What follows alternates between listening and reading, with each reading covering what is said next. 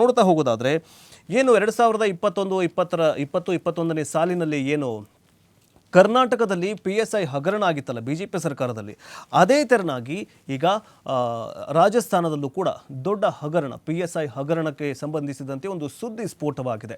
ಯಾವಾಗ ರಾಜಸ್ಥಾನದಲ್ಲಿ ಬಿಜೆಪಿ ಸರ್ಕಾರ ಬಂತು ಅಲ್ಲೂ ಕೂಡ PSI ಹಗರಣ ಈಗ ಕೇಳಿ ಬಂದಿದೆ. ಪರೀಕ್ಷೆಯಲ್ಲಿ ಬ್ಲೂಟೂತ್ ಬಳಸಿ ಟಾಪರ್ ಆಗಿದ್ದ ಮೋನಿಕಾ ತಪ್ಪು ರಜಾ ಚೀಟಿಯನ್ನು ಬರೆದು ಏನಂತಂದರೆ ಪೇಚಿಗೆ ಸಿಕ್ಕಾಕೊಂಡಿದ್ದಾರೆ. ಏನಂತಂದರೆ ಬ್ಲೂಟೂತ್ ಬಳಸಿಕೊಂಡು ಒಬ್ಬ ಮೋನಿಕಾ ಅನ್ನುವಂತಹ ಯುವತಿ ಅವ್ರೇನು ಮಾಡ್ತಾರೆ ಅಂತಂದರೆ ಈಗ PSI ಅಂದರೆ ಟ್ರೈನಿ PSI ಆಗಿದ್ದಾರೆ. ಆ PSI ಆಗಿರ್ತಕ್ಕಂತಹ ಮೋನಿಕಾ ಅವರು ಬ್ಲೂಟೂತನ್ನು ಬಳಸ್ಕೊಂಡು ಟಿಕ್ ಮಾಡಿ ಪಾಸ್ ಆಗಿದ್ದಾರೆ. ಹೆಂಗೋ PSI ಪರೀಕ್ಷೆಯನ್ನು ಪಾಸಾಗಿ ಅವರು ಈಗ ಏನಂತಂದರೆ ವೃತ್ತಿಯನ್ನು ಕೂಡ ಮಾಡ್ತಾ ಇದ್ದಾರೆ, ಅಂದರೆ ಡ್ಯೂಟಿ ಕೂಡ ಮಾಡ್ತಿದ್ದಾರೆ. ಅವ್ರು ಹೆಂಗೆ ಸಿಕ್ಕಾಕೊಂಡ್ರು ಅಂತಂದರೆ ಅವರು ರಜಾ ಚೀಟಿ ಬರೆದಿದ್ದಾರೆ. 2 ತಿಂಗಳು ರಜಾ ನಂಗೆ ಬೇಕಾಗಿದೆ, ನನಗೆ ಆರೋಗ್ಯದ ಸಮಸ್ಯೆಯಿಂದಾಗಿ ನನಗೆ ರಜಾ ಬೇಕಾಗಿದೆ, ಅದಕ್ಕೋಸ್ಕರ ನನಗೆ ರಜಾ ಕೊಡಿ ಅಂತ ಮೇಲಾಧಿಕಾರಿಗಳಿಗೆ, ಹಿರಿಯ ಅಧಿಕಾರಿಗಳಿಗೆ ಒಂದು ಪತ್ರವನ್ನು ಬರೀತಾರೆ. ಆ ಪತ್ರ ನೋಡಿದ ತಕ್ಷಣ ಹಿರಿಯ ಅಧಿಕಾರಿಗಳ ತಲೆನೇ ತಿರುಗಿ ಹೋಗ್ಬಿಡತ್ತೆ.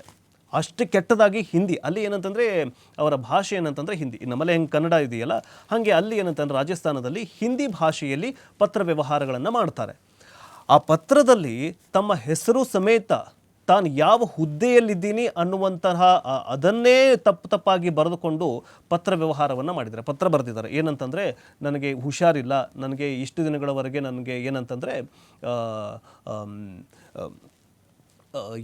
ನನಗೆ ರಜಾ ಬೇಕು ಅನ್ನುವಂತಹ ಪತ್ರವನ್ನು ಬರೆದಿದ್ರಲ್ಲ, ಅದನ್ನು ಹಿರಿಯ ಅಧಿಕಾರಿಗಳನ್ನು ಪರಿಶೀಲನೆ ಮಾಡಿದಾಗ ಆವಾಗ ಗೊತ್ತಾಗಿದೆ ಮೋನಿಕಾ ಏನಂತಂದರೆ PSI ಹಗರಣದಲ್ಲಿ ಸಿಕ್ಕಾಕಿಕೊಂಡಿದ್ದಾರೆ. PSI ಪರೀಕ್ಷೆಯನ್ನು ಬ್ಲೂಟೂತ್ ಹಾಕ್ಕೊಂಡು ಬರೆದಿದ್ದಾರೆ ಅನ್ನುವಂಥದ್ದು ಈಗ ಗೊತ್ತಾಗಿದೆ.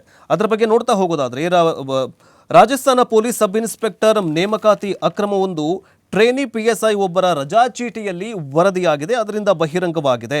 ಹೀಗಾಗಿ ಈ ರೀತಿಯ ಅಕ್ರಮ ನೇಮಕಗೊಂಡಿದ್ದಂತಹ PSI ಮೋನಿಕಾ ಹಾಗೂ ಆಕೆಯ ಪರೀಕ್ಷೆಯಲ್ಲಿ ಬ್ಲೂಟೂತ್ ಮೂಲಕ ಆಕೆಯ ಉತ್ತರವನ್ನು ಹೇಳಿಕೆ ಕೊಟ್ಟಿದ್ದಂತಹ ವ್ಯಕ್ತಿಯನ್ನು ಕೂಡ ಬಂಧಿಸಲಾಗಿದೆ. ಇವರು ಬ್ಲೂಟೂತ್ ಹಾಕ್ಕೊಂಡು ಏನು ಮಾಡಿದ್ದಾರೆ ಅಂತಂದರೆ ಎಕ್ಸಾಮ್ ಬರೆದಿದ್ದಾರೆ. ಅದು ನೋಡಿ ಆ OMR ಶೀಟು ಬ್ಲೂಟೂತಲ್ಲಿ ಹೇಳ್ತಾರೆ, ಇನ್ನೊಬ್ಬ ಹೊರಗಡೆ ಕೂತ್ಕೊಂಡು ಬ್ಲೂಟೂತಲ್ಲಿ ಹೇಳ್ತಾ ಇದ್ದ, ಅದರ ತಕ್ಕಂಗೆ ಇವರೆಲ್ಲ ಏನು ಮಾಡಿದ್ದಾರೆ ಅಂತಂದರೆ ಟಿಕ್ ಮಾರ್ಕ್ ಮಾಡಿ ಪಾಸ್ ಆಗಿದ್ದಾರೆ. ಬಟ್ ಆ ಎಮ್ಮನಿಗೆ, ಮೋನಿಕಾಗೆ ಒಂದು ಅಕ್ಷರನೂ ಕೂಡ ಬರೋದಿಲ್ವಂತೆ. ಆ ಎಮ್ಮನ್ನು PSI ಸಬ್ ಇನ್ಸ್ಪೆಕ್ಟರ್ ಆಗಿ ಯಾವುದೋ ಒಂದು ರಾಜಸ್ಥಾನದ ಒಂದು ಜಿಲ್ಲೆಯಲ್ಲಿ ಯಾವುದೋ ಒಂದು ಹಳ್ಳಿನಲ್ಲಿ ಹಾಕಿದರು. ಸೊ ಇಂತಹ ಘಟನೆ, ಬ್ಲೂಟೂತ್ ಬಳಸ್ಕೊಂಡು PSI ಹಗರಣ ಮಾಡಿದಂತಹ ಮೋನಿಕಾ ಅನ್ನುವಂತಹ ಯುವತಿಯಿಂದ PSI ಹಗರಣ ಆಗಿದೆ ಅನ್ನುವಂತಹ ಈಗ ಬೆಳಕಿಗೆ ಬರ್ತಾ ಇದೆ.